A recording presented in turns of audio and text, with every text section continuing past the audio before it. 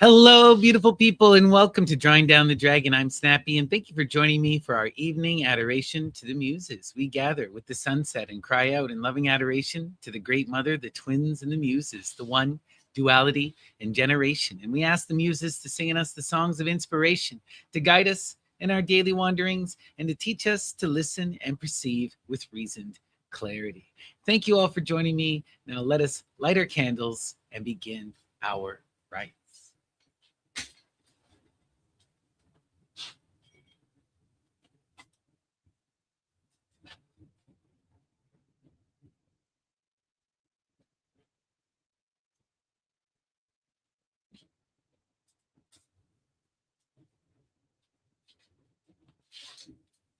Hail Hestia. All right. Thank you guys all for joining me. Truly, truly love and appreciate it. Let's give a quick shout out here to our chat. Great to see you, Kat the Taurus. Much love. Honey Bee, much love. Steve, much love. The Phoenix, much love. Veldane, much love. Kairos, much love. D Love, much love. Gandhi, much love. Christy, much love. Nymphaeum, much love. Jaro, much love.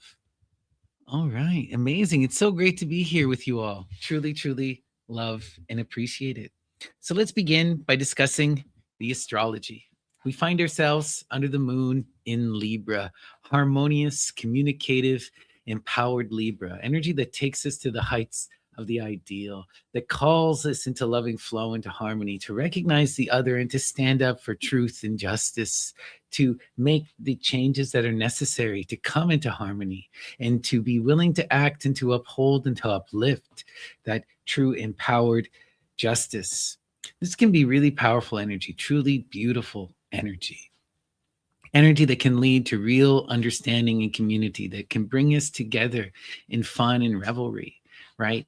The only thing with this energy, we have to make sure that we don't find ourselves getting lost in the fray, right? We don't sacrifice ourselves for the sake of harmony. We don't silence ourselves in order to go along, right? It's important that we express ourselves. If you really want to be in loving reciprocity, right? If you want to be in that magic of the sixes where you achieve that true balance, you have to be in communication. You have to express how you truly feel. You cannot put yourself less than the others. If you don't advocate, then we don't know what you want, and you can never come into true love and harmony.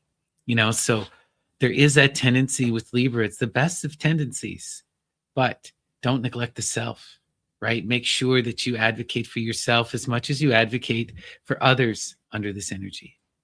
Powerful stuff. Powerful stuff. Absolutely love it. All right. Let's continue.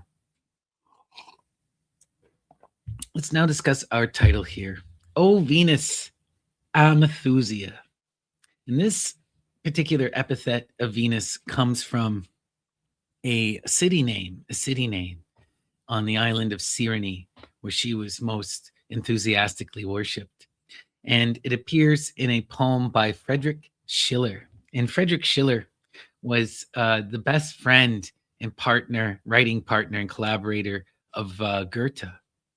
Really, really important poet and writer, and someone who's truly inspired, someone I believe was a dragon.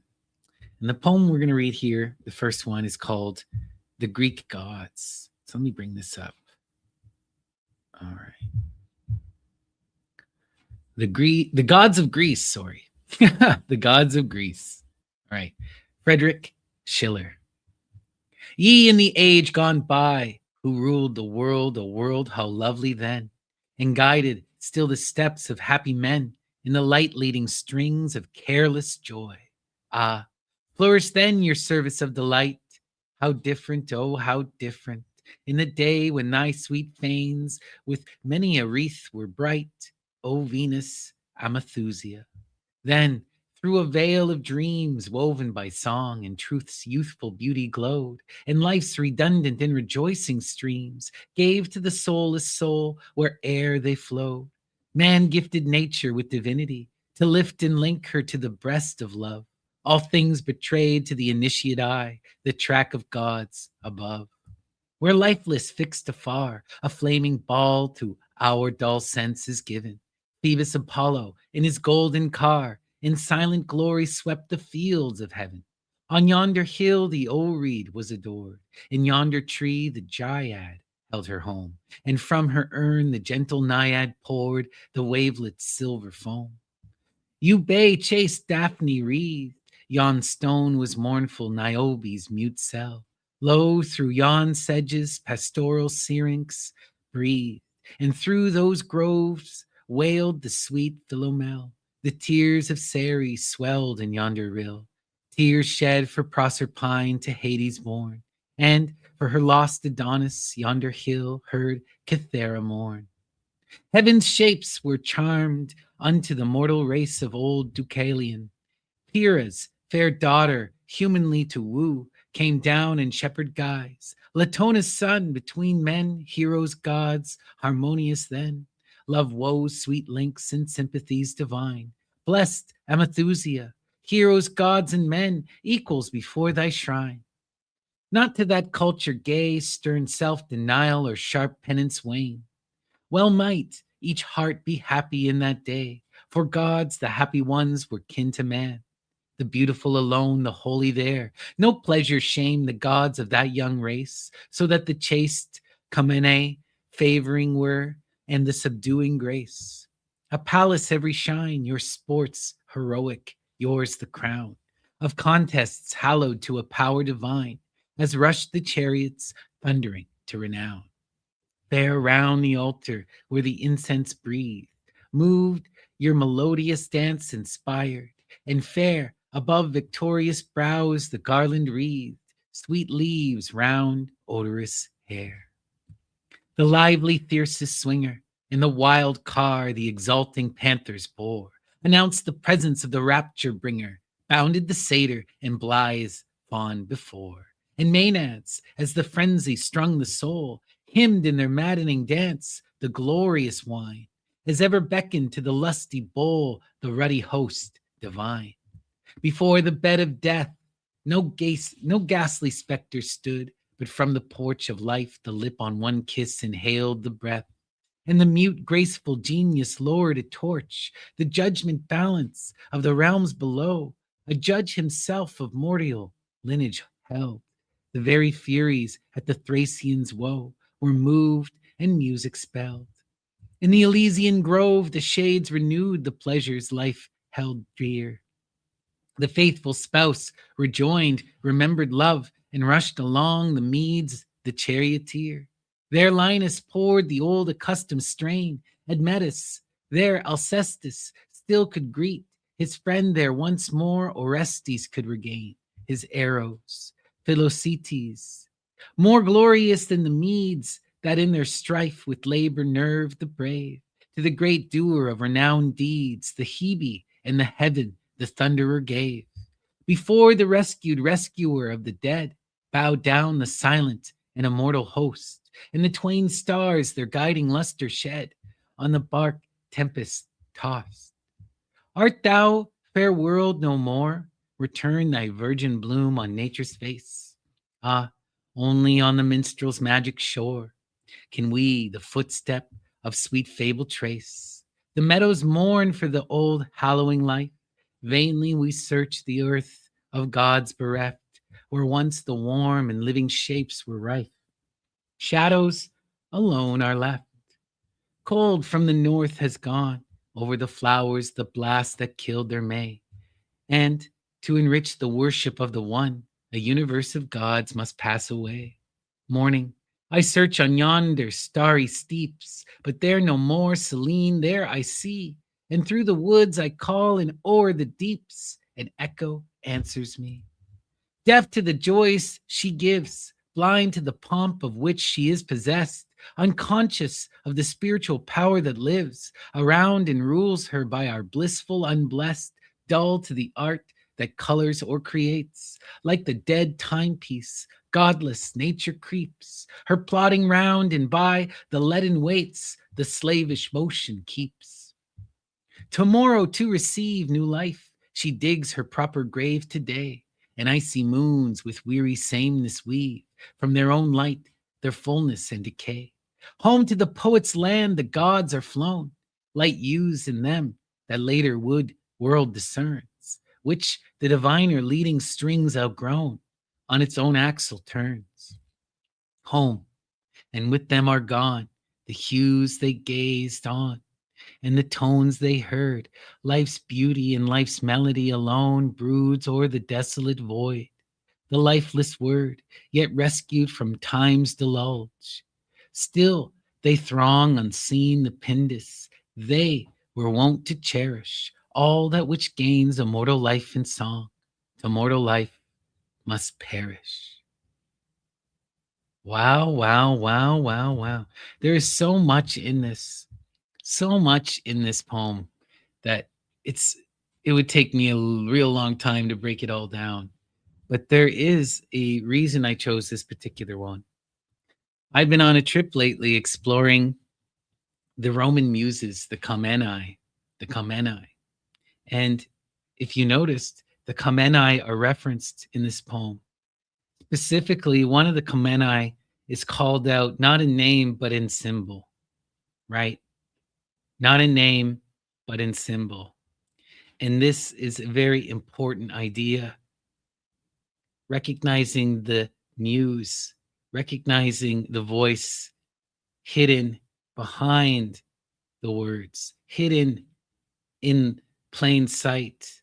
How do you speak about that which cannot be spoken? Right? Really, really, really, really powerful stuff, right?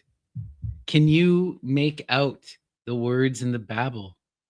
Can you make out the can you understand the signs? You know, what we're seeing with the magic of the muse in all of this, right? She ultimately is that silent voice, the voice that speaks in babble, the voice that speaks, right? That chatters on and on and on. How do you make out what she's saying?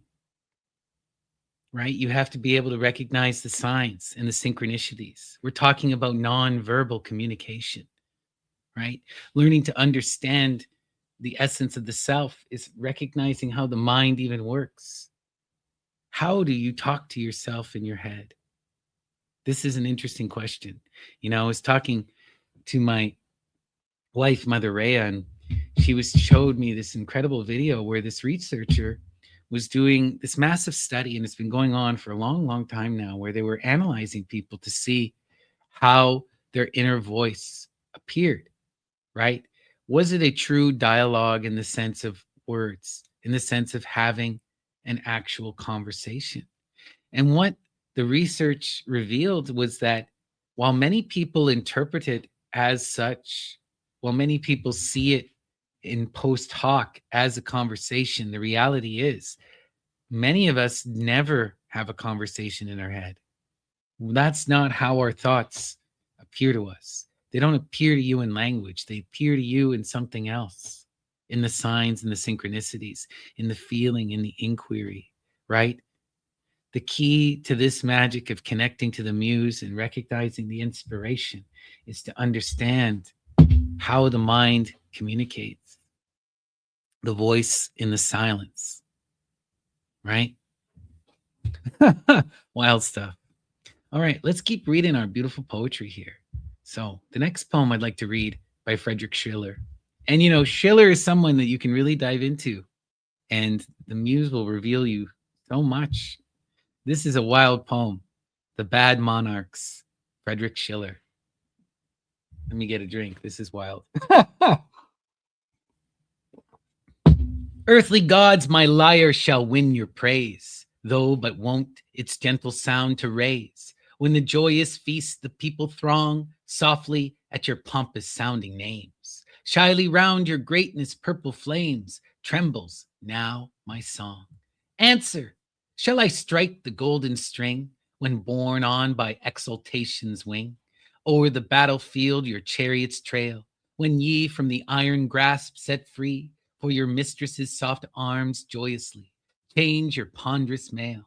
Shall my daring hymn, ye gods, resound, while the golden splendor gleams around, where, by mystic darkness overcome, with the thunderbolt your spleen may play, or in crime humanity array, till the grave is dumb?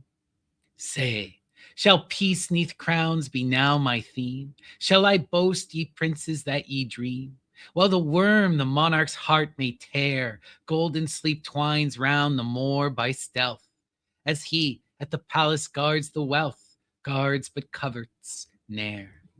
Show how kings and galley slaves, my muse, lovingly one single pillow use, how their lightnings flatter when suppressed, when their humors have no power to harm, when their minotaurs are calm and the lions rest.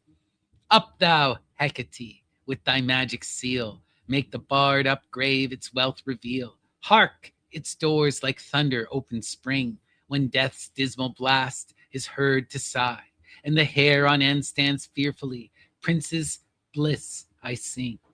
Do I hear the strand the coast detect, where your wish's haughty fleet was wrecked? Where was stayed your greatness's proud career, that they ne'er with glory may grow warm? Night, with black and terror spreading arm, forges monarchs here. On the death chest sadly gleams the crown, with its heavy load of pearls weighed down, and the scepter needed now no more.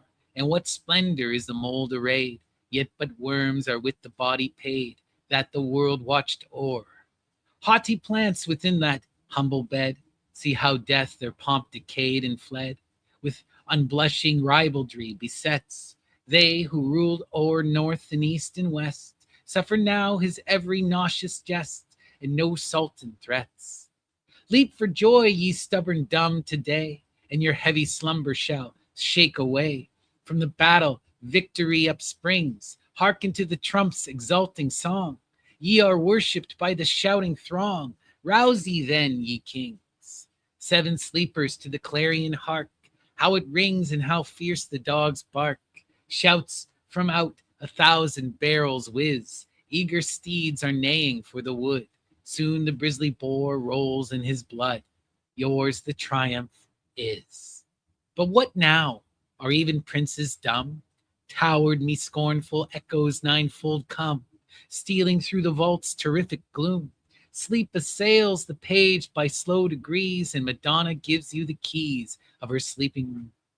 Not an answer, hushed, and still is all. Does the veil then e'en on monarchs fall, which enshrouds their humble flatterer's glance, and ye ask for worship in the dust, since the blind jade fate a world has thrust in your purse perchance? And ye clatter giant puppet troops, marshaled in your proudly childish groups, like the juggler on the opera scene. Though the sound may please the vulgar ear, yet the skillful, filled with sadness, jeer. Power so great but mean. Let your towering shame be hid from sight in the garment of a sovereign's right. From the ambush of the throne outspring, tremble though before the voice of song, through the purple vengeance will, ere long, strike down e'en a king. Wow, wow, wow, wow, wow. Right? The kings may have so much power. They may have so much power and so much pomp. But have they lifted the veil?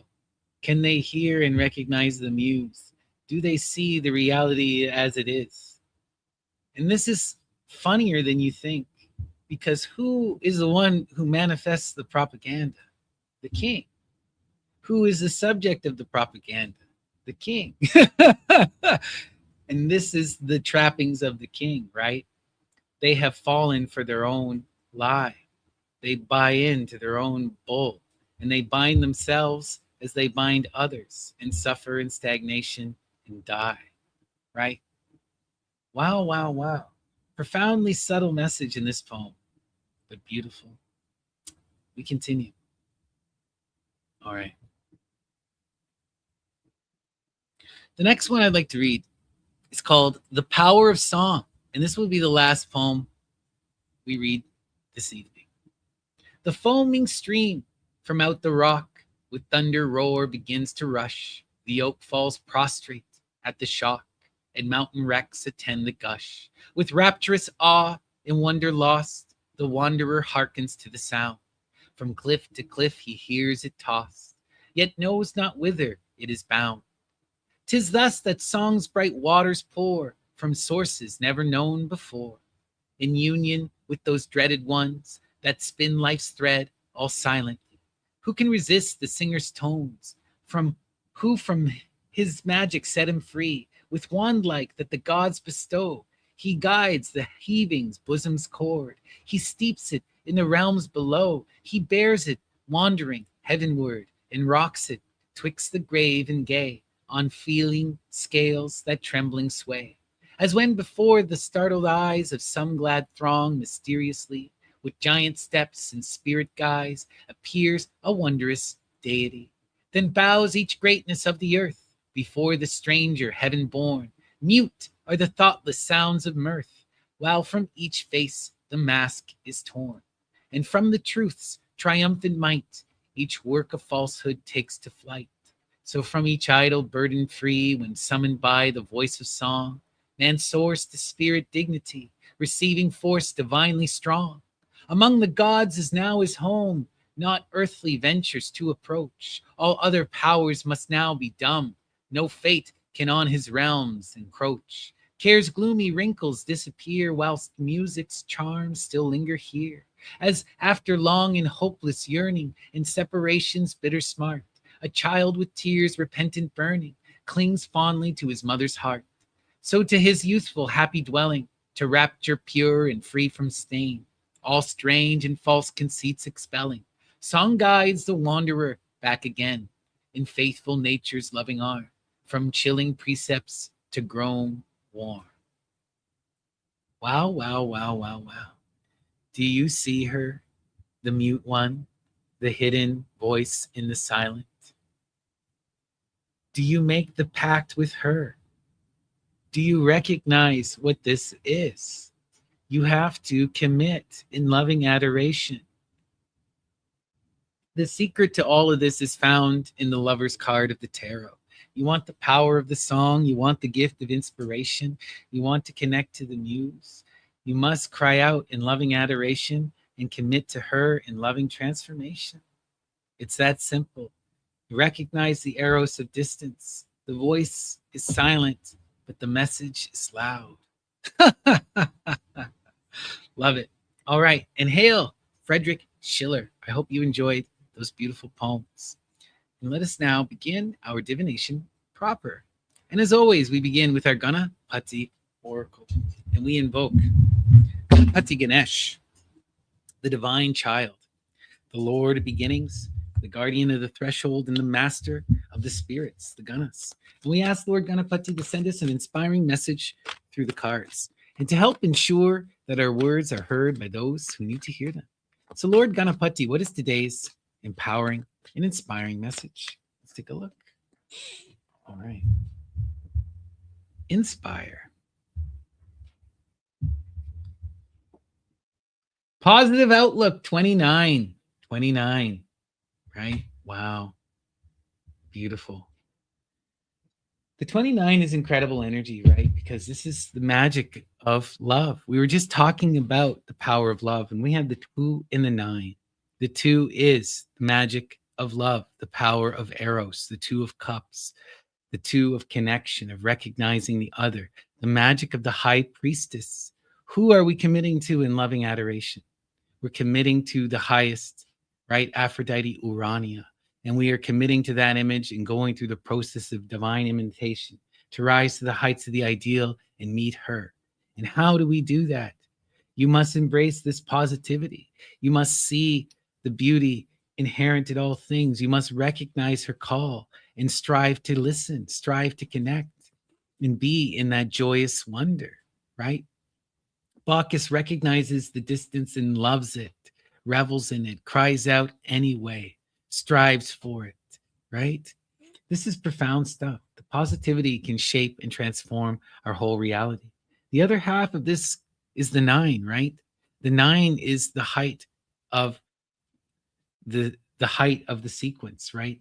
The energy at its most profound, manifesting the magic and power of affinity. Love takes us to the infinite.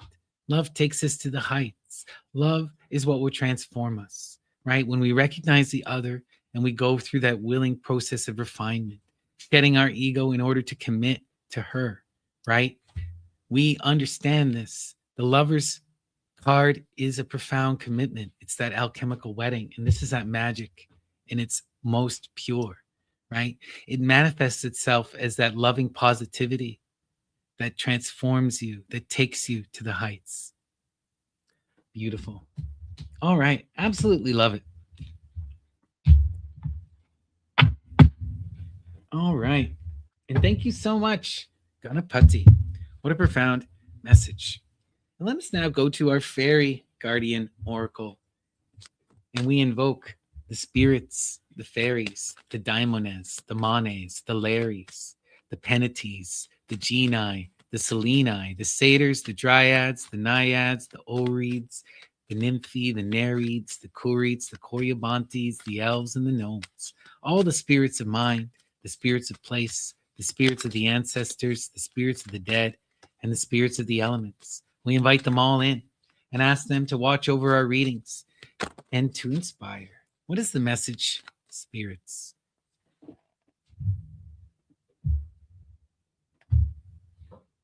Magical gateway. Wow. It takes courage and trust to venture into the unknown, yet this is where the greatest rewards are. It's time to step boldly forward without looking back. Wow, right? The magical gateway. This is the power of death. The crossroads, crossing the threshold, the 13, which takes us to the four elements, right? And we are standing atop that threshold, about to cross over into a new realm. But to make this leap is to lose ourselves, right? It's to engage in a new transformation. No longer are we the same, right? And this is really powerful energy. We are in the moment of a true, profound initiation, a true, profound transformation. This is a metamorphosis, right? Yeah. And we are called not to look back, not to be bound down by the past images, right? Not to be caught up in ideas of who we were or who we should be or what we should be, but rather embrace the newness of the moment and allow life to unfold as it will. Wild, wild stuff. Thank you, spirits, right? We're at the profound moment of transformation and initiation. We have to be willing to engage in the uncomfortable, that which brings a new perspective, right? That which challenges the self. You will not be able to see the world the same, but you will gain profound meaning.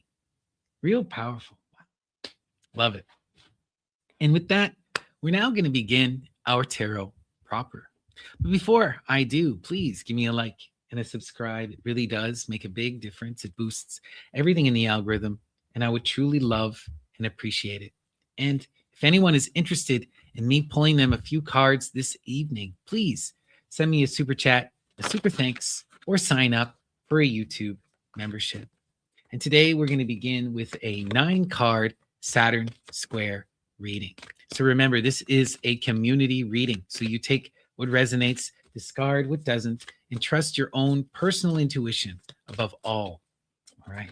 And let us invoke Apollo and the Muses and ask them to shine the light upon us, to guide us throughout our days, and to help us to realize the beauty of our dreams.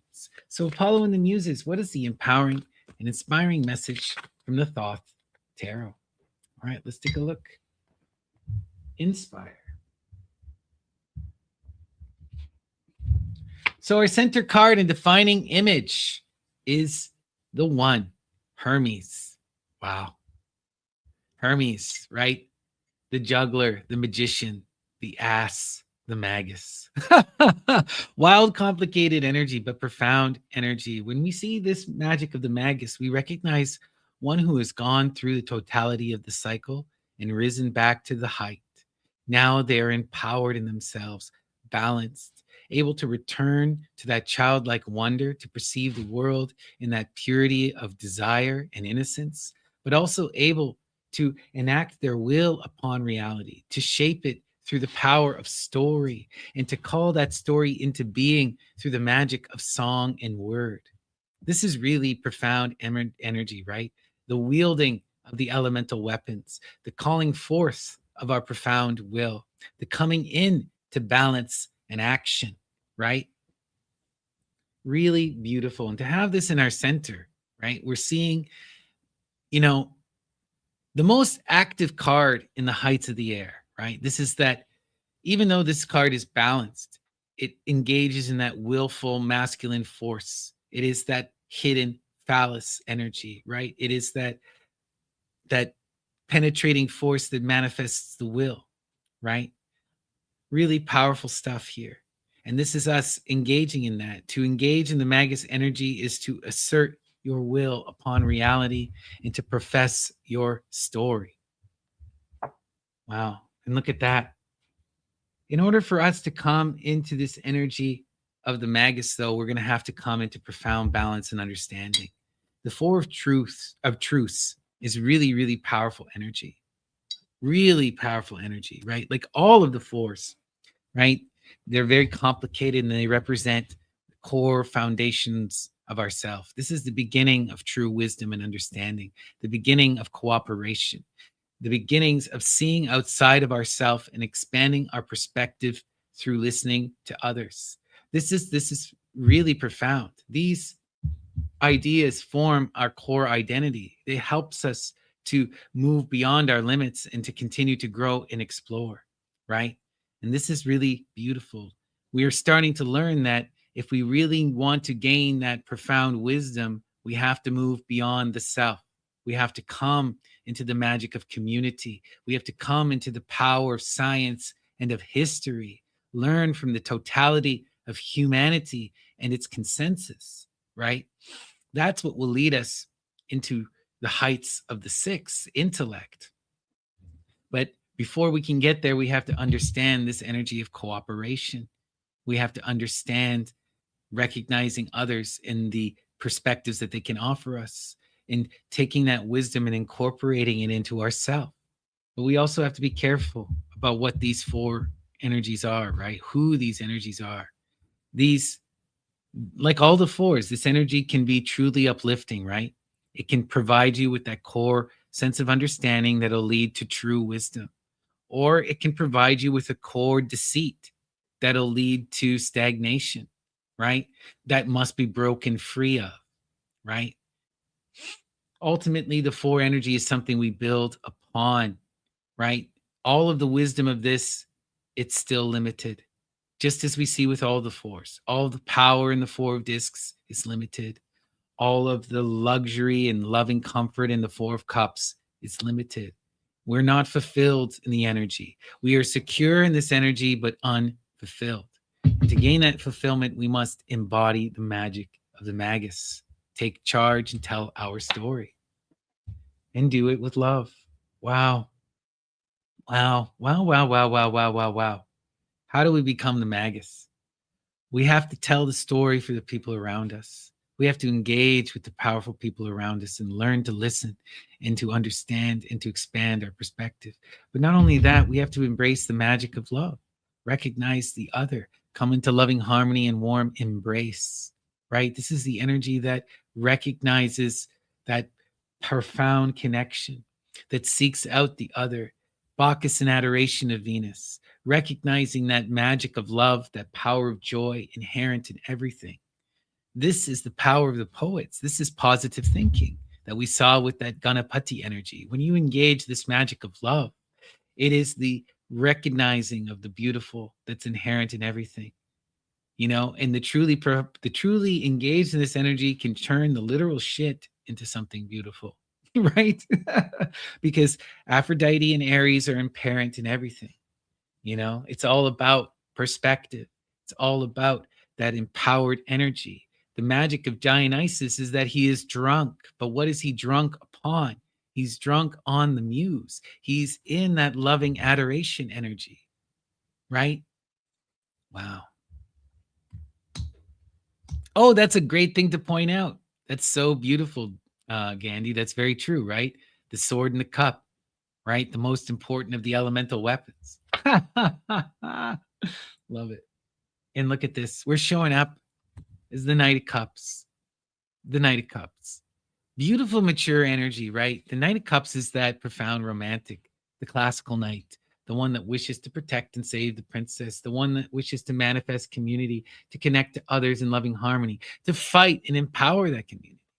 This is really beautiful energy, but it's also conflicted energy. You know, there's all this desire for love, but not this desire for commitment. There's all this desire for community and connection, but there's also all of this competition and passion and intensity, right?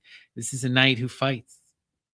But what we're seeing here is this knight is going to have to learn how to be in that truce energy, come into loving harmony, right? Empower their will into the heights of the ideal, right? Channel that force in a different way. Let's see where we're going. Oh, interesting. Yeah. We have the Seven of Wands, Valor. This is really powerful stuff.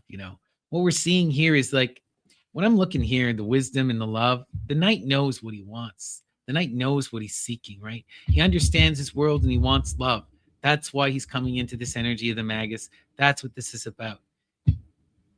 But in order to get to this Magus energy, what does that knight need? They need to empower themselves in the magic of the Seven of Valor. This energy tells us that we have been inflamed and impassioned, right?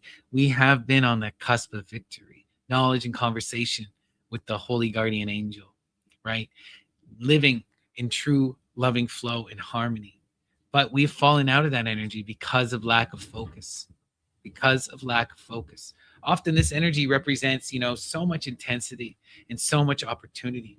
When you're in that powerful, balanced energy, the universe takes notice and it wants a peace. Opportunities arrive, good, bad, and everything in between. And ultimately, this is part of the challenge. In this moment, the knight must stay true to themselves. What is the energy that brought us here to the seven? What is the energy that takes us beyond? What are we focusing on? What are we creating? What are we doing? What is our true passion? What is this spark and where is it taking us? If you can't see that, it's easy to get lost. The seven is a warning. If you don't stay focused, you can get caught up in another idea, caught up in another cycle, caught up in someone else's bowl, and you'll find your will usurped. You'll find all that work you've done wasted, right? Stay true to yourself. Recognize the path that you're on and inflame yourself with that loving passion, right? Seize the opportunities that are meant for you and discard the ones that distract you. Yeah, look at that. Focus, but foolhardy, The fool is profound, the primordial air, the windbag, Dionysus, right? Faunes, the divine child.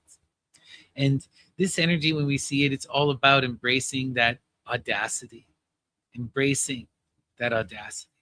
right? You have to really just throw yourself into what you're doing with that childlike wonder and innocence, with that pure desire. The fool here has the sun in their genitals, and they're leaping after the desires without a care, without a worry, without a thought.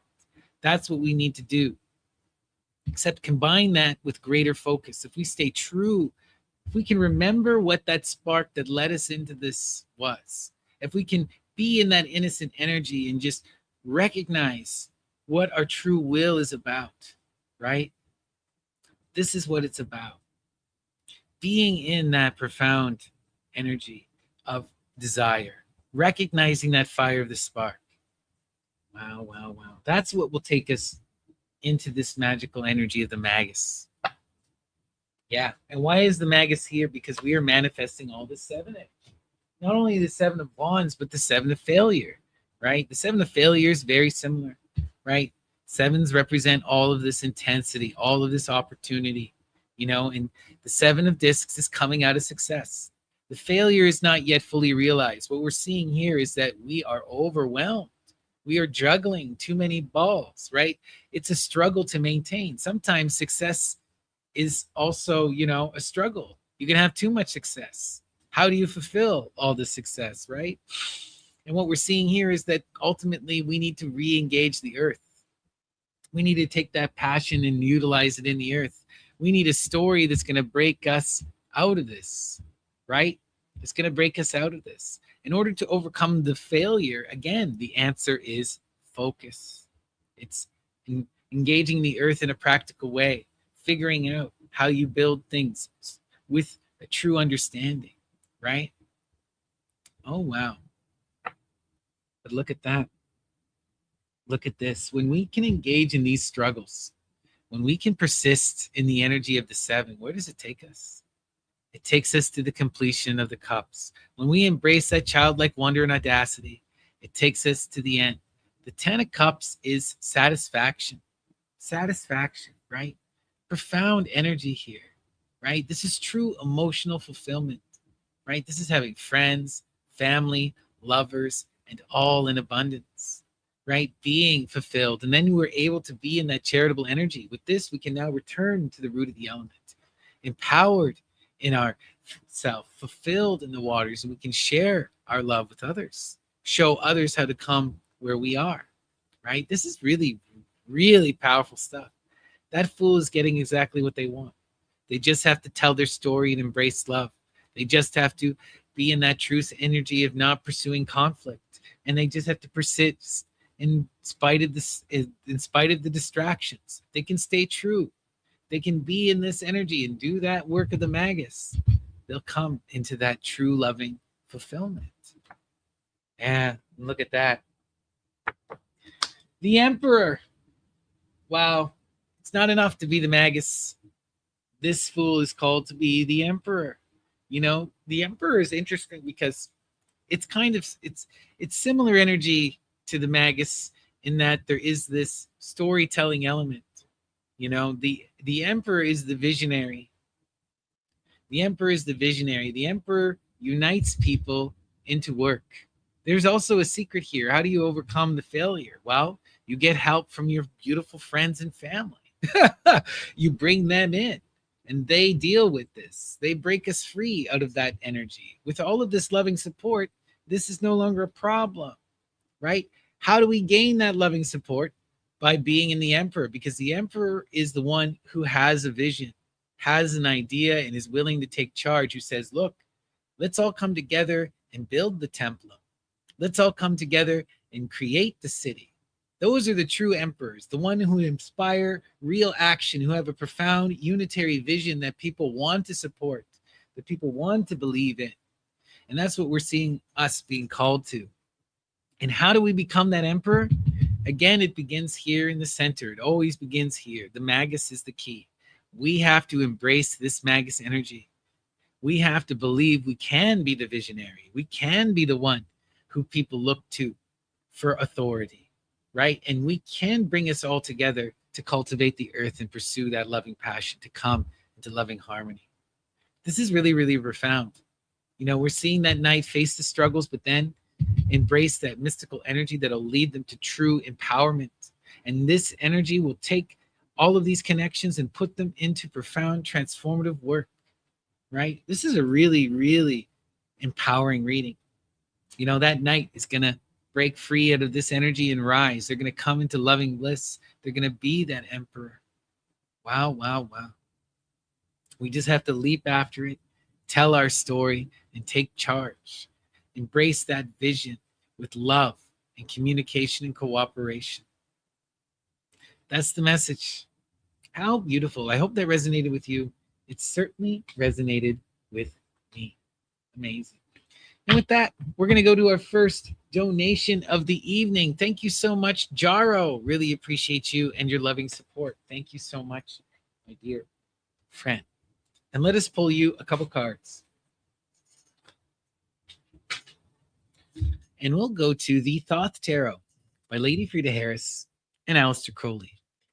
And let us invoke Apollo and the Muses and ask them to shine their light upon Jaro, to guide them throughout their day and to help them to realize the beauty of their dreams. So Apollo and the Muses, what is the empowering and inspiring message for Jaro?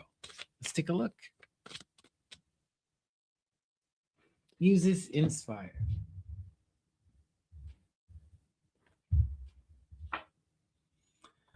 All right, we have the Queen of Cups in your center. So when we see this energy of the Queen of Cups, the water of water, it's beautiful energy, but it's complicated, like all of the court cards. And in the center here, you need to think about, is this you? Is this the energy you're showing up in? Or is this someone in your life?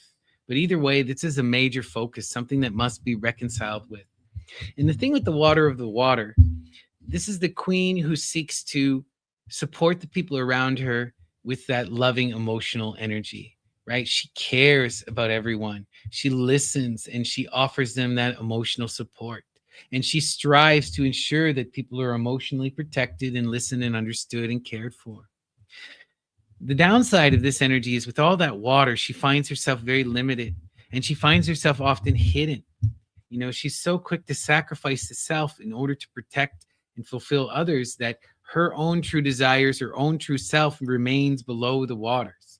And people don't get to experience this, right? She hides herself from people. As much as she's connected and giving and loving, they don't know her true self because that true self is not allowed to be out, right?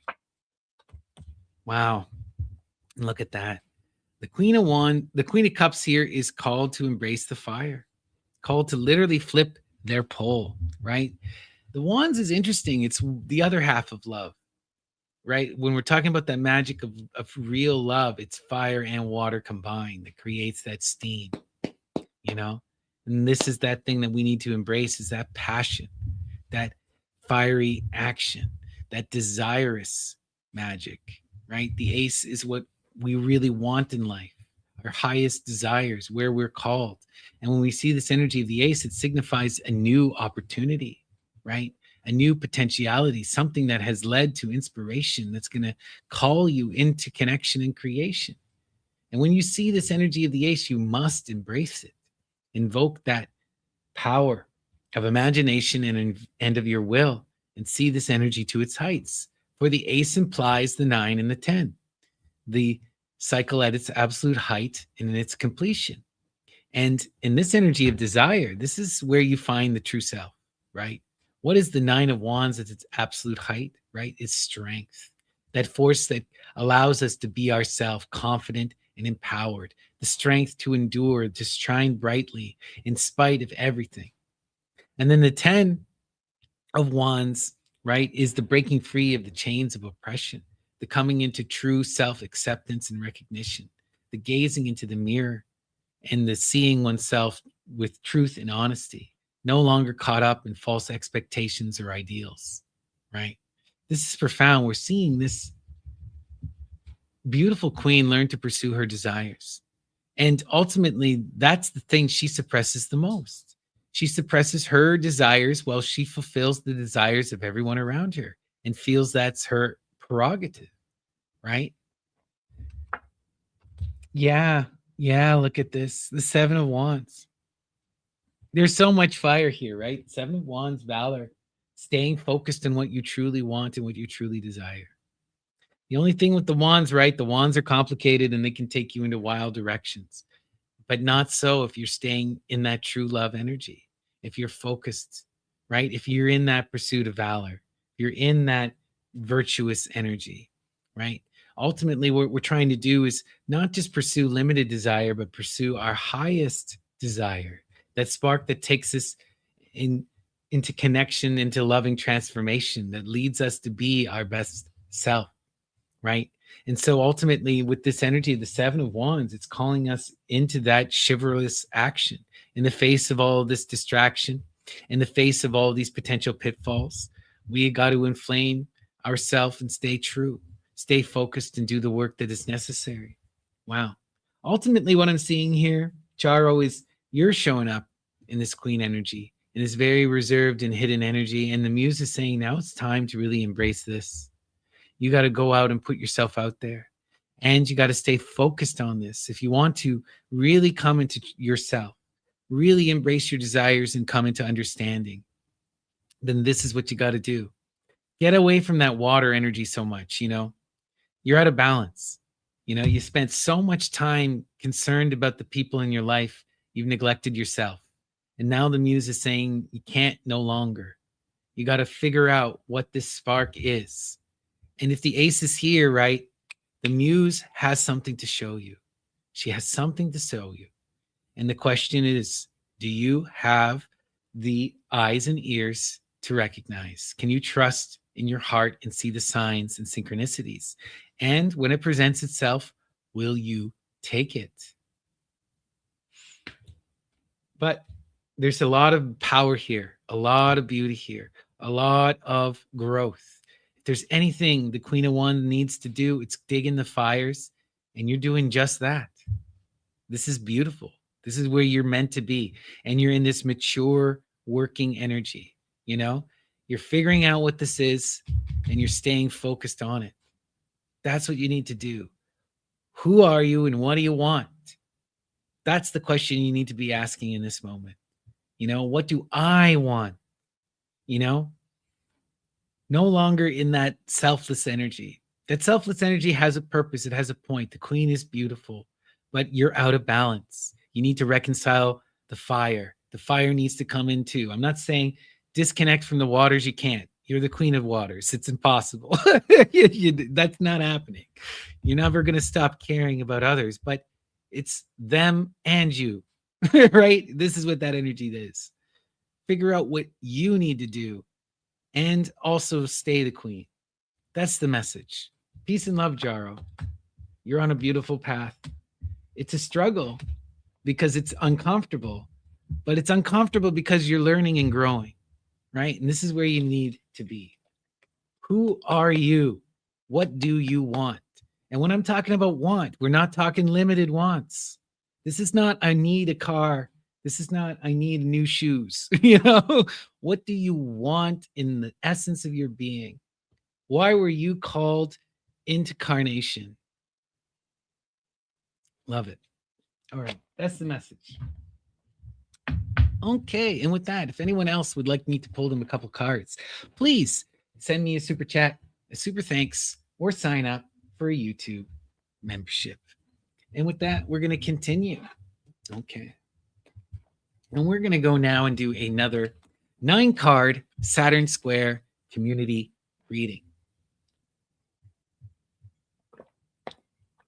So remember, as a community reading, take what resonates, discard what doesn't, and trust your own personal intuition above all else.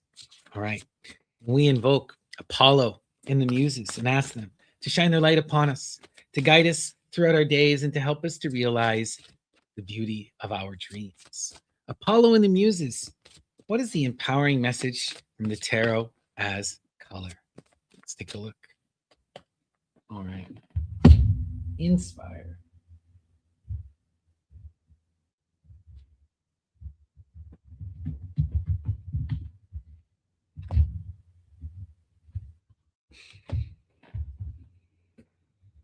Okay, and our center card and defining image is the Tower, the Lord of the hosts of the mighty.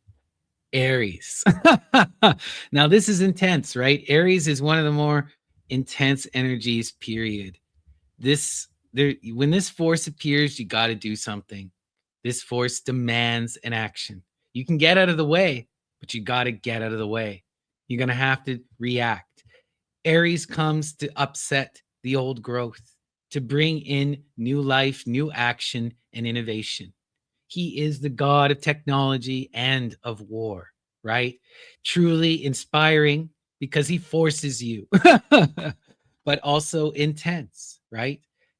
With that force comes suffering. Anything that doesn't serve, anything that's not secure will fall, right? If you're not secure in your foundation, you will fall. And this energy demands you to innovate and to overcome, to do what is necessary to survive and exceed the moment. This is a challenge, right? And it's one that cannot be shirked. Wow. 7 of Swords, the Lord of unstable effort. Wow. This is intense. And there's something true that we need to recognize here. What is the 7 of Swords, right? It is deceit, and it is this energy of, futility, deceit and futility. And what we're seeing here is the Tower is here and I'm effed. The Tower is here and there's nothing I can do. The Tower is here and it's going to just whack over me and destroy everything. That is not true. If the 7 is here, that is a lie, right? You are not perceiving reality as it is. You are distorting reality through the lens of fear and overthinking. And there's a need to come back into that balanced perspective of the 6, science and intellect. right? If you're going to face this energy of the tower, you need to take it in all of its reality, right? The tower is hard enough as it is. If you're in that fear energy, you will make it so much worse, right? You got to look and recognize that there's always something that can be done. If you face this with reason, okay, what parts of our tower are falling? Can they be mended? Can we fix them? Can we do something? What can we do about it? Rather than being in this feudalistic energy, which is self fulfilling, we need to be in that reasoned energy that says, what can I do? What is the reality of the situation? What needs to be done? The moon. Yeah, oh, this is heavy stuff. The ruler of flux and reflux, the child of the sons of the mighty, right? The moon, the 18. Wow, wow, wow, wow.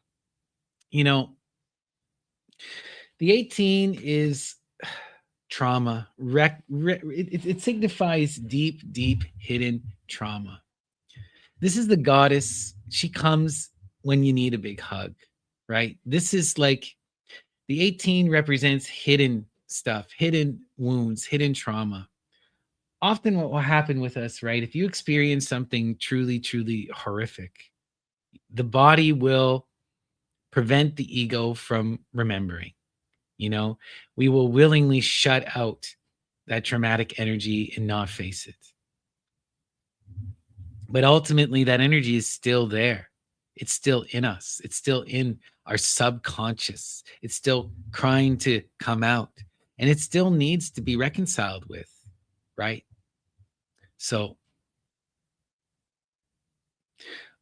what we're seeing here is ultimately this tower is going to, it's, that depression energy is so frustrating and so painful. It's cyclical energy, right? In the 18, we recognize that we find ourselves in these repeating patterns and we're repeating them because of the trauma. So we're constantly preventing ourselves from growth and we're staying in this stagnant energy out of fear. That's where the futility is coming from, right? We may have had a tower like moment before and we remember how bad it was. And now we are making this one even worse. But we need to understand this, right? The tower is here, but the tower is not as bad as we think it is. And ultimately, what I'm getting the sense of is when we can face the tower, then we can break free of this depression energy. The tower forces us to change. It forces us to act, to try something different. You just have to try something different. Otherwise, things are going to really collapse. The moon energy is that refusal to try anything different, the continuous self-status, the continual self-sabotage. One of these energies is going to have to give, Are we going to be able to be in that stagnant energy? Or is the tower going to force us to change, break out of this feudalistic, deceitful thinking? All right, let's continue. The Fool. Wow, the Fool is amazing here, right? The spirit of the aether, the spirit of air, right? The windbag. And this energy is all about taking that leap into action with that childlike wonder and audacity. And look, it's facing the tower. The muse is telling you clearly, in the face of the tower, you got to pass through this energy. And you got to accept this energy. Do what you need to do to overcome. Doing what you need to do, facing this energy full on will break you out of the moon. You know what will happen? You'll go through the tower, and by the time you've come out of the intensity of the tower, you will have broken the bonds of the moon. You won't be caught up in that paralyzed action. You'll be doing something radically different because you've been facing this energy in the earth. You're not waiting, you're not in this self-defeating cycle. Wow, wow, wow, wow, wow. Let's see. Four of Cups, the Lord of blended pleasure. And the other side to this, right? Look, yeah, the tower is here. This is the other thing. Yeah, the tower fucking sucks. No one likes the tower. You know what energy stays through the tower almost always? The fours. The fours are solid. Aries doesn't smash them. What do we see here? We got the Four of Cups, the family. We have all this loving support in spite of all of this intensity, in spite of all of this negative perception. We have real loving foundational support that tower cannot break us from. Why can we leap into this energy? Because we have that foundation upon which we can leap. We have this loving support that is not going to be taken from you. You know, yeah, the tower sucks, but ultimately, what is it going to do? Wow. The Princess of Wands. Look at this. Now, this is where things are getting really interesting and wild. The Princess of the Shining Flame, the Rose of the Palace of Fire. What does the princess come to do? What does the princess come to do? She is, in many ways, the advocate of Aries, right? She is that force of Aries. She forces you into the fields of Mars. She is the river that leads us to the field of Mars, right? The Princess of Wands is the earth of fire, the energy that comes to upset the old growth, to bring in new ideas, new inspiration, to challenge the status quo, and to bring something different, right? Really powerful energy here. But the princesses, they need to be nurtured. They need to be allowed to grow and to blossom. This is a new life, a new idea, a new birth. It has that potential of carrying us through this tower, the potential of breaking us out of that eight, but only if we love and nurture this energy and recognize we're breaking out of this stuff. This is here because she's here. And the muse is telling you not only do you need to take that leap into the tower, but you need to take that leap into the princess. Recognize this as familial energy. We are called to be in that parental role. We are called to support. And it is her that'll take us through the tower. The princess manifests the tower. Sometimes the tower is absolutely needed. If you don't burn down the old dead growth, the forest will all die. It's just a reality. Nature does this itself, right? The Seven of Wands, the Lord of Valor. Wow. We are called to stay focused. It's called to stay passionate in our will. In the face of the tower, we are called to take that leap after what we truly desire, right? What has brought us here to this point? What are we working towards? What is that essence that we truly love, right? The energy of the Seven of Wands tells me that we know it, right? We're connected to this princess. That energy is there. We have a purpose. We have a passion. Can you recognize her? Can you break out of this deceitful, imprisoning, negative energy that's holding us back, right? Wow, this collapse is leading into new life, new family, and profound passion and understanding. Wow. Wow, the Hierophant, the Magus of the Eternal. Now this is getting interesting, right? The Hierophant is the five, Venus and Taurus, the one who comes to cultivate the earth, to bring that profound wisdom of the stars and plant the seed. This is the magic of poets, the inspired, the prophets, the true religious leaders, the heads of the community, the spiritual ones that bring us together in understanding. Wow, wow, wow, wow, wow. Look, when we can take responsibility for that child, come through this energy of the tower, we come out of it a Hierophant. We come out of it a Hierophant. This is a truly empowering moment where we're becoming that one who can reach up to the stars and can be empowered in the vision, who can hear the voice and translate it into work, right? The Hierophant is profoundly creative. They're the inspired one. They represent the bards, the poets, the Homers, the Orpheuses, the Linuses, right? Wow. The Hierophant protecting the muse. Let's see. The Hermit, the prophet of the eternal, the Magus of the voice of power. Wow. The Hermit. Virgo, right? The nine. Really powerful energy. This is the energy of Psyche, the force that takes us through. You know, look at this. In the face of the tower, what do? We stand upon those core emotional relationships in our life, those people who truly love us. We recognize the need. You know, what is the hermit all about? The hermit is profoundly responsible, right? The hermit recognizes its passion and recognizes that it needs to change. Virgo faces herself in the mirror and applies that critical eye to herself and engages in the long, hard path of refinement. I've said this so many times, but these two cards are so intimately related, and you couldn't have a better pairing.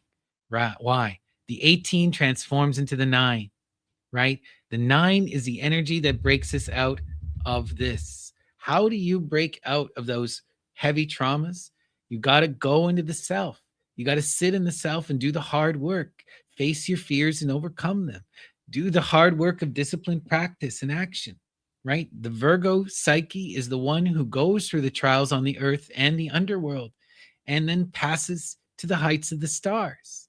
She is rewarded. She gets to be with her lover Eros in that crystal palace, but only because she faces the trials and tribulations head on and she refines herself, right? And that's what we're seeing here. Refining ourselves through the trials and tribulations, staying focused, becoming that Hierophant, breaking free of this depressive energy, breaking free of this defeatful, feudalistic energy, taking responsibility and nurturing the child. Wow. Wow, wow, wow, wow, wow. Right? And understanding, right? Like that that hermit work is necessary in order to protect the child. Right? Now we're that responsible parent. This is familial energy. We have to be the one to protect and nurture this child. And it demands us to do better. It demands us to become the Hierophant. And to become that Hierophant, we have to do that hard, focused work. We got to break free of deceit and break free of that hidden trauma that we keep refusing to face. The Virgo faces the trauma, right? The Virgo stands atop that foundation and walks through the tower. And that's what we need to do, walk through this energy, you know, because the tower will, all it's going to do is knock what doesn't serve and force us to try something different. So what do? We try something different. We face it with reason. We go, okay, what fell?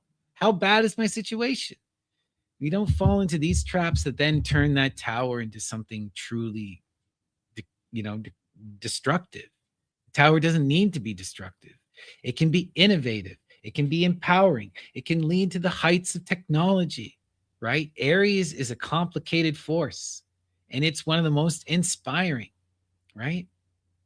Recognize this. And we have two Aries forces here. Aries in its most positive and Aries in its most direct and forceful. But both of these energies are coming to inspire change and action, to upset that old growth, right? That fool's going to have to just pursue this and see what happens. Be that voice for this new idea that's coming through. All right. That's the message. Peace and love, everyone. I hope that resonated with you. It truly resonated with me.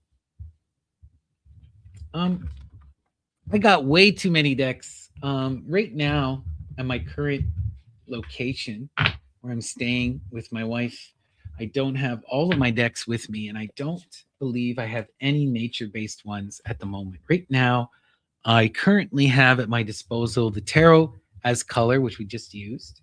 I have the Egyptian tarot of Thelema, which is really a combination of the tarot as color and the Thoth tarot, but using the Egyptian pantheon.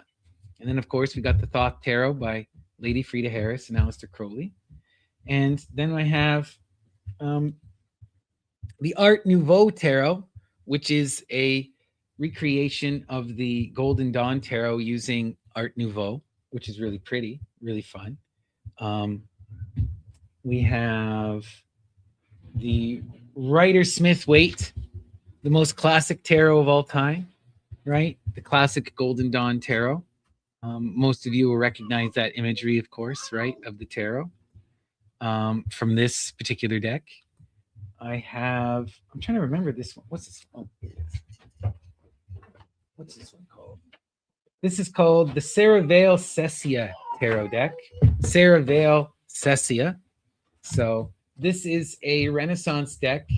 It's one that didn't survive in a very completed form, but it's been recompleted in a beautiful way. And I have that particular Renaissance deck, which is really beautiful. I also have, where is it? Here.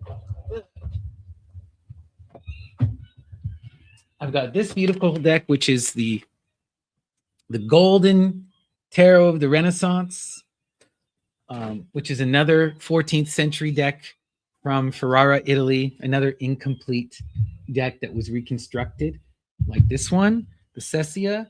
And then, yes, we have the Solabusca Tarot, which is... I've got them all over the place right now, but yeah. And then I think, yeah, this will be all the tarot decks I currently have with me. The Solabusca Tarot, which is a Renaissance pagan deck, and the most complete deck of the Renaissance, the only complete Renaissance deck that we have in history. So those are the tarot decks that I currently have and that I'm using. Yeah. There is another deck that Gandhi gave me, but it's a whole weird system that I'm not too familiar with. I still need to play around with it. It was called the Miachate. It has like additional cards and additional ideas. Yeah. The Minciate. Yeah, so this one too, Minciate. So way too many tarot decks. And this is like barely anything. You know, about 6 months ago or so, one of my students who I developed a good friendship with, they had like a bunch of Timu money or something. I don't understand. They were on one of these Chinese apps and they were able to buy a bunch of cards and they sent me just like 30 bloody tarot decks. And they're getting the tarot decks for like $2-3 a deck. So when I return back to my place, I'll have like 30 decks that I still need to go through and see what I think about them that are just sitting waiting to be unboxed. And if you're watching, much love to the student. You know who you are. Yeah, beautiful. All right. So if there's any of these tarot decks that someone would like me to pull cards from, except for this one, the Minciati, I will happily read you cards for them. Yeah, but this is what I've got at my disposal right now. So unfortunately, nothing nature-based, mostly Renaissance. Okay. Oh, the pagan one. Yes. Okay, I got you. The Solabusca. Oh, thank you so much for the support. Really, really appreciate you, Unique. That's lovely. Wow. So the only other thing to consider with the Solabusca Tarot is that I'm not as comfortable with it. So it's going to be a little bit of a slower read, less intuitive for me, just because some of these, yeah, the Solabusca Tarot, it follows the same layout as the classical Golden Dawn Tarot, but it is in a realm of its own, right? There is no Christian symbolism here. You know, people will try to claim there is, but I don't see it that way. You know, I'm very much in the camp of the scholar, what's his name? Peter Mark Adams, who believes that this was a Renaissance black magic deck used for political control. Yeah. Let's have some fun. We're getting into some weird black magic. Thank you, Gandhi, for sending me this deck. All right. And let us pull a few cards for Unique. So Apollo and the Muses, shine your light upon Unique. Guide them throughout their day and help them to realize the beauty of their dreams. Oh, yeah, we can pick one. We'll see.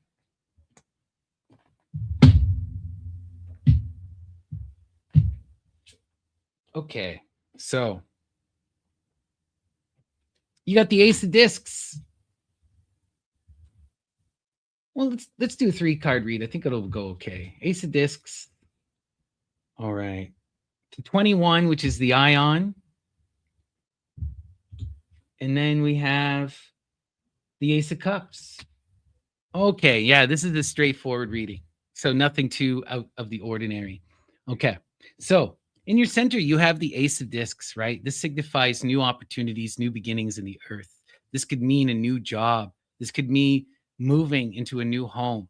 But this is something that will lead to the opportunity to create and to build something, to create and manifest something profound that can lead to security, wealth, and accomplishment. Remember, the ace always implies the heights and the completion of the cycle. So it implies the 9 and the 10. And the 9 of earth is gain and power, wealth, the abundance of the earth. And then the 10 is wealth and accomplishment, security, being in that true stability, having and being empowered by what you have. Real heavy energy here, you know? On the other side, we got the 21, right? The universe, the completing of the, yeah, that's the universe. Sorry, 21. Yeah. The 21, the completing of the cycle, right? The the final card in the deck, the magic of Hestia. And this is wild energy. When you see this energy of the world of the universe, this is a real profound ending and a beginning. And we're seeing two beginnings and an ending. So what I need you to do with this energy is there's a need to be in that reflective mode. When the 21 comes, it tells you that you have accomplished something, that you are now beginning a new cycle. You've come into a profound realization. You know, the reason for these opportunities in the earth and in the water is because you've finished the cycle. You have come into an understanding, and you're now in this moment of change, of doing something new, of doing something different, right? And in the beginning, you have to really take hold of this energy, because the universe is it's the encompassing of the totality of the tarot, the beginning and the ending. It's that magic of Hestia, and the aces are the beginning and the ending. They imply all of that stuff.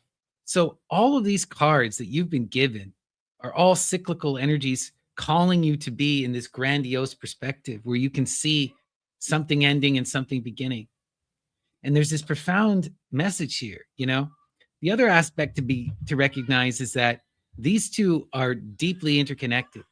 This opportunity for new work or change or new building in the earth will be accompanied and part and parcel with this new opportunity for relationships, for friendships, for partnerships, and potentially even love, right? And again, right, the waters, the ace of the waters signifies the height and the completion of the cycle.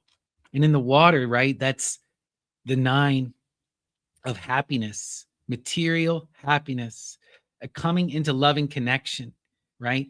And that energy, the 9 of cups, is in that expansive flow where this water is just paying it forward. So being fulfilled and fulfilling others, and others fulfilling others, just this profound, beautiful energy.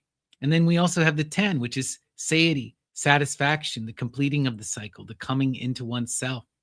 What I'm seeing here is there's a profound shift here.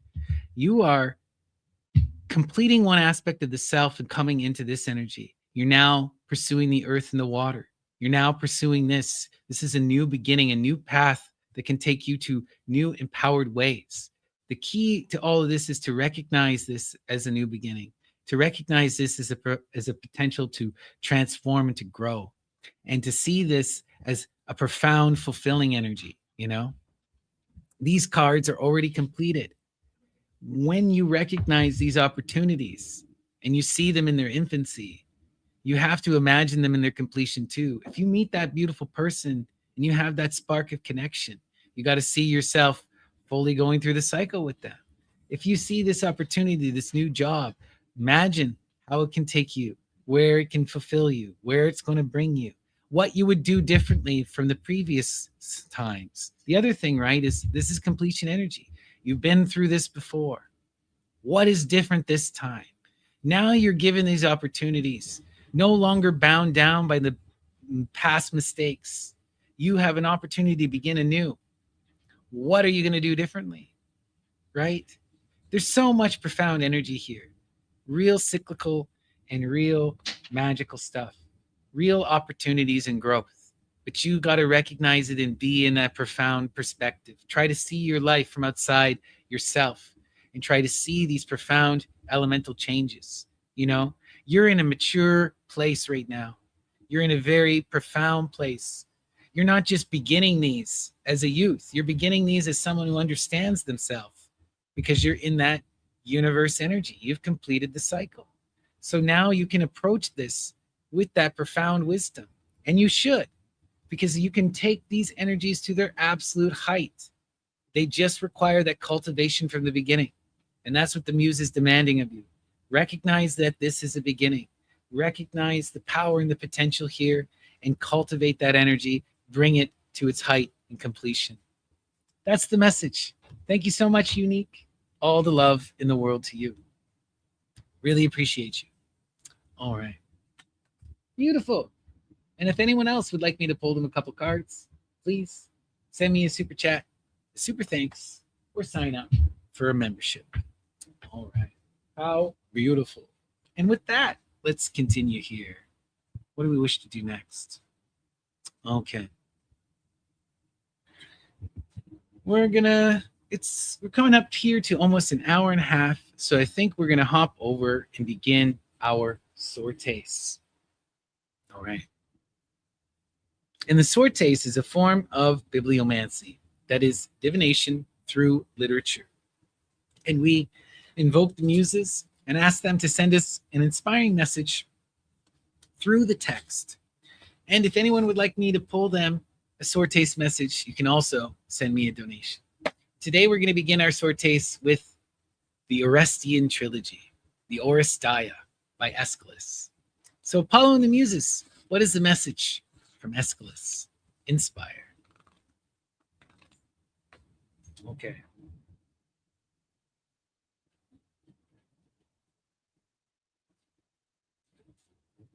Now true and false must change their names, old law and justice be reversed. If new authority put first the wrongful right this murderer claims. Wow. Wow, wow, wow, wow, wow, wow, wow. Old law and justice be reversed if new authority put first the wrongful right this murderer claims. Flipping the poles, challenging the old laws, bringing in a new reality. What is justice? Complicated things to question. Wow. Let's continue. Okay.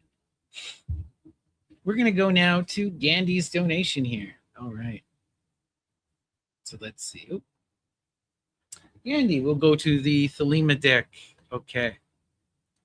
All right. And we invoke Apollo and the Muses and ask them to shine their light upon Gandhi, to guide them throughout their day and to help them to realize the beauty of their dreams. So Apollo and the Muses, what is the empowering and inspiring message for Gandhi? From the Egyptian Tarot of Thelema by Oliver St. John.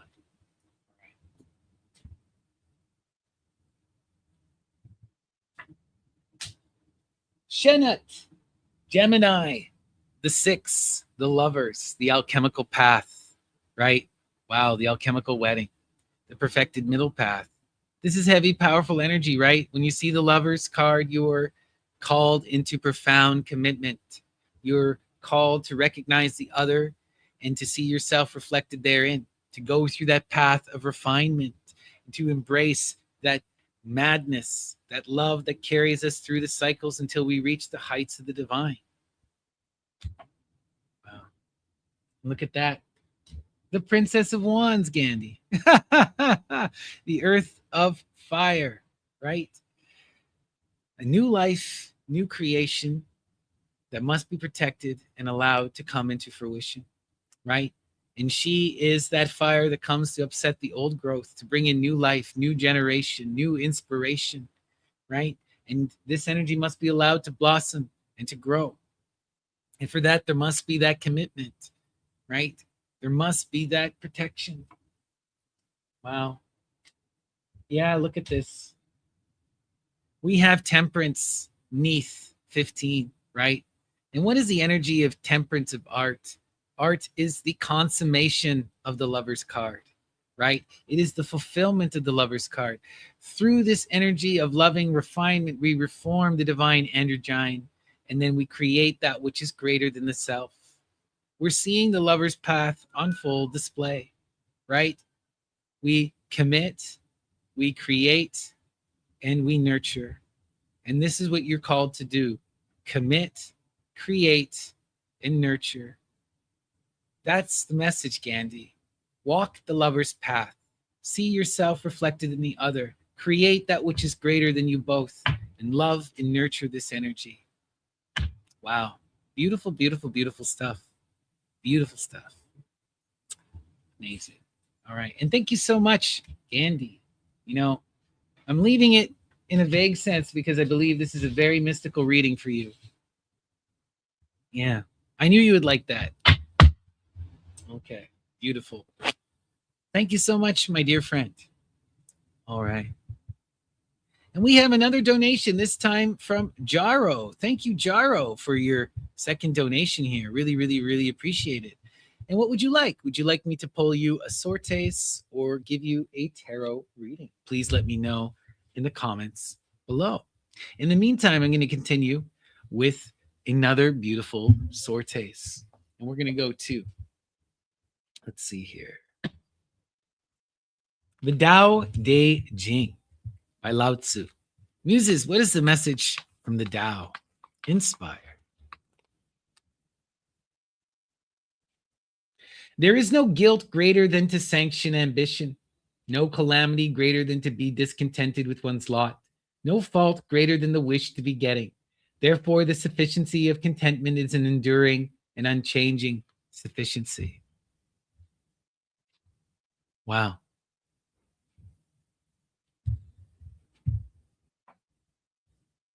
Oh no, I'm sorry, Kat. I'll make sure I pull for you.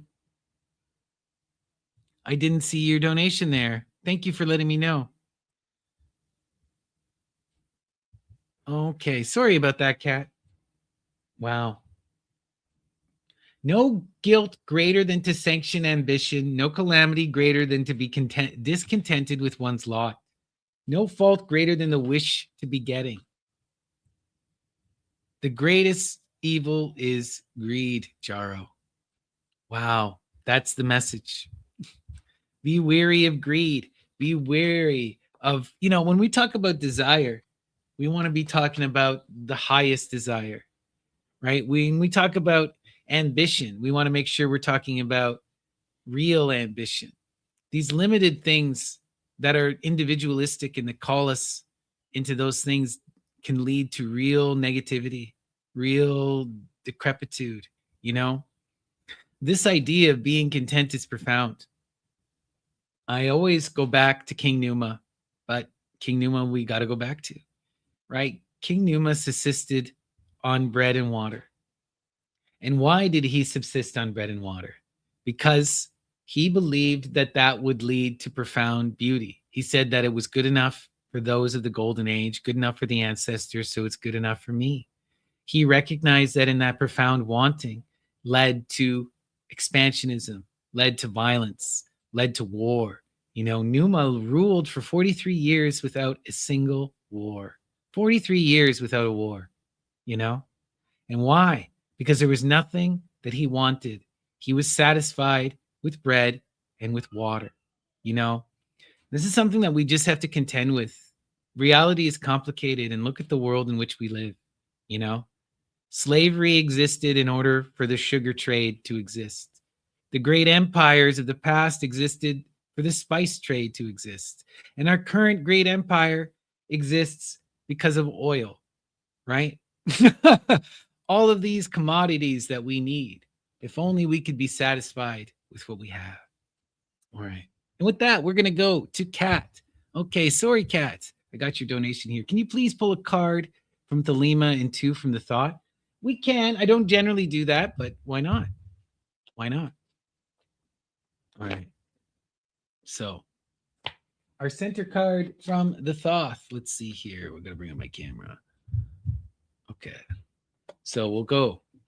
First off, we'll do the center card from Thelema. Okay. Muses inspire. What's the message for Kat?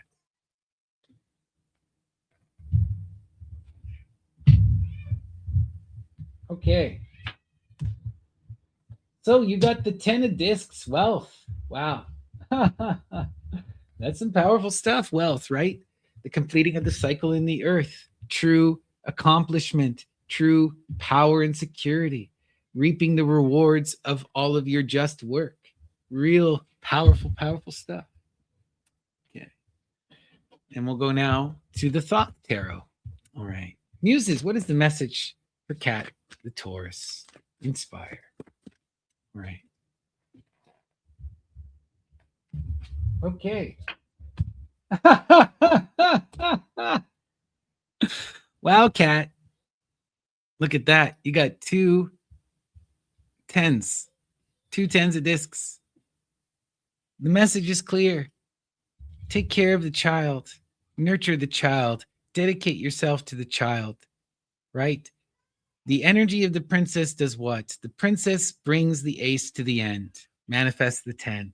You manifest the 10 when you take care of and you nurture the child. That's where you find your purpose. That's where you find your profound love.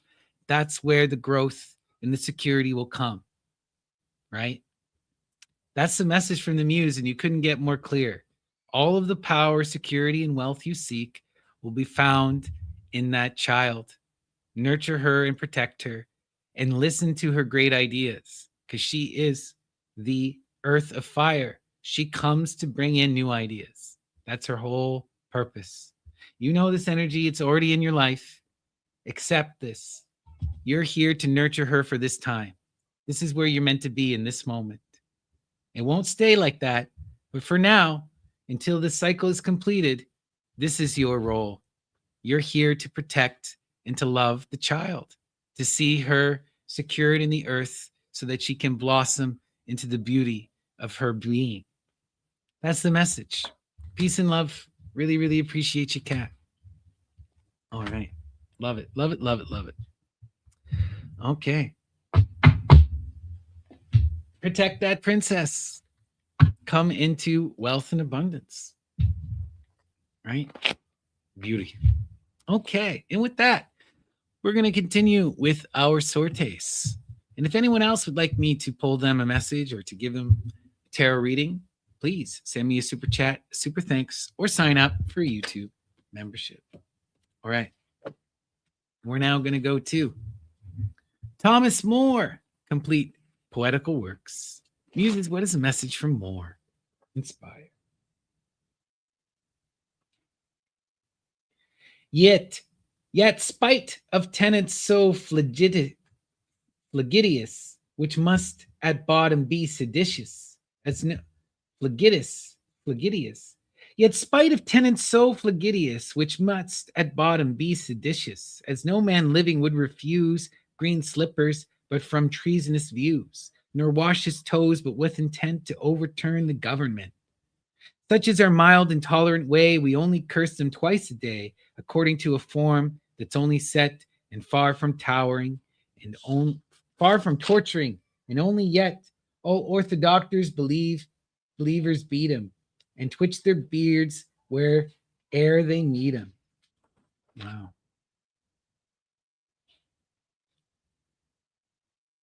Wow, wow, wow, wow, wow. Yeah, flagitious. The tenants, spite of tenants so flagitious, which much at bottom be seditious, as no living man would refuse green slippers but from treasonous views, nor wash his toes but with intent to overturn the government. Right? Look at that. We put aside and ignore the crimes, we ignore the evils because of the security and the wealth it provides. This is another really deeply ugly thing, right? Why does empire exist? Why does our government get to persist in ridiculous amounts of violence?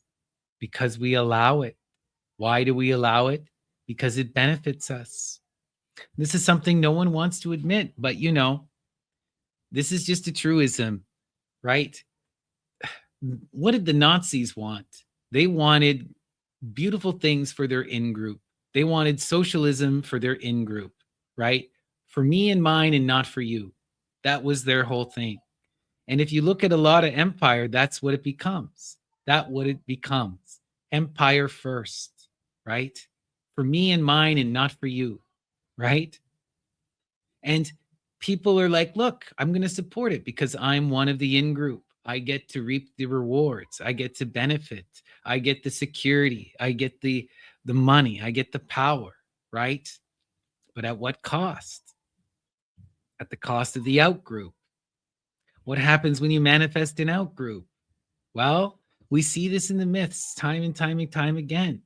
Dionysus will show up. The everyman will appear. And if you abuse the everyman, then there will be a revolt. There will be a profound revolt. You know, the poles will flip. The low will become high. We see this time and time and time and time again. When decadence reaps into the heart of an empire, it falls apart. It's destroyed.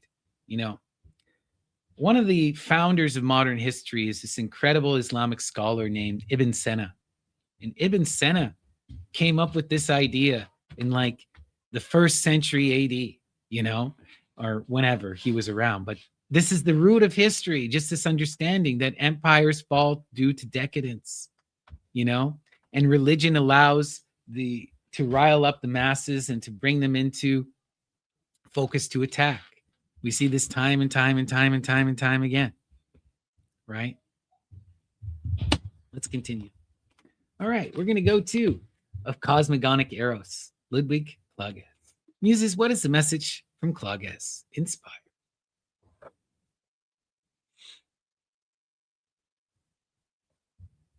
When clouds move, the figures which they form are not essential, but indifferent to them. But that, as elastic vapor, they are pressed together, drifted along, spread out, or torn asunder by the force of wind.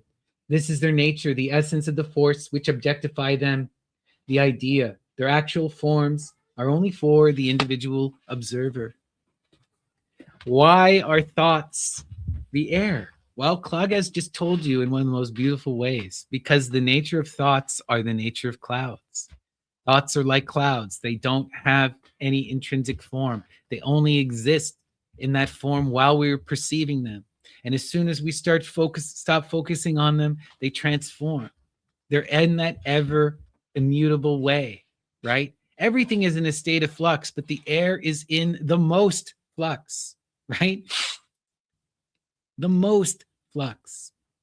And as such, it is the most complicated and the hardest to grasp, right?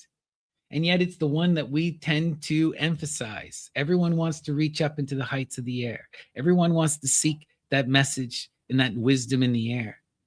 But often the wisdom that you seek is not found in the air, right? This is also the lesson we see for the princes. The princes ultimately need to learn that the wisdom they seek is not found in the air, that they need to come into connection with others. They need to pursue their desires or pursue connection. They can't be in that air energy. It's ultimately unfulfilling. It will not provide them with the answers they seek. It only will provide them with new explanation. It only will provide them with endless novelty.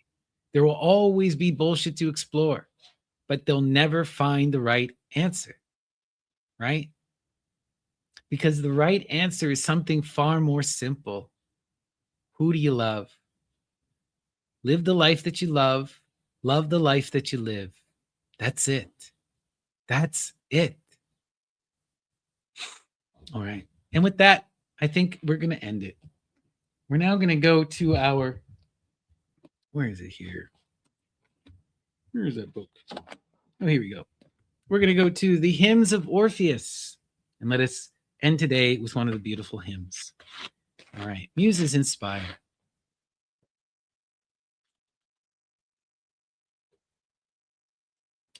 And we're going to Amphitus Bacchus. Terrestrial Dionysus, hear my prayer. Awakened rise with nymphs of lovely hair. Great Amphitus Bacchus, annual god, who laid asleep in Proserpine's abode, didst lull to drowsy and oblivious rest the rites triennial and the sacred feast, which roused again by thee in graceful ring, thy nurses round thee mystic anthems sing.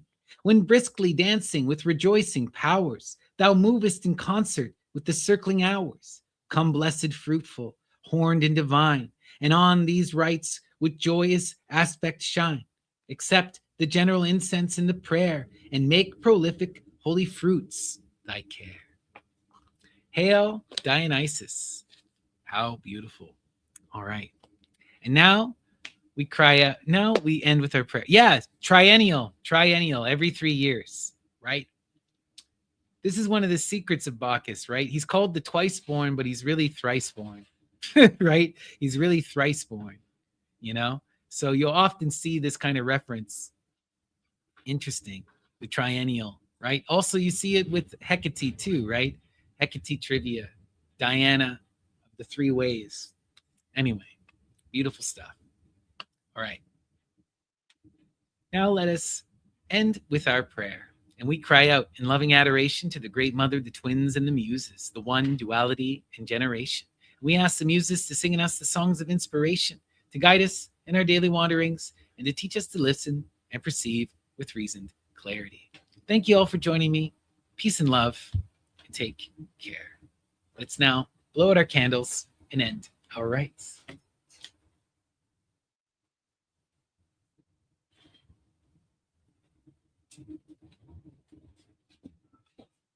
Hail Hestia!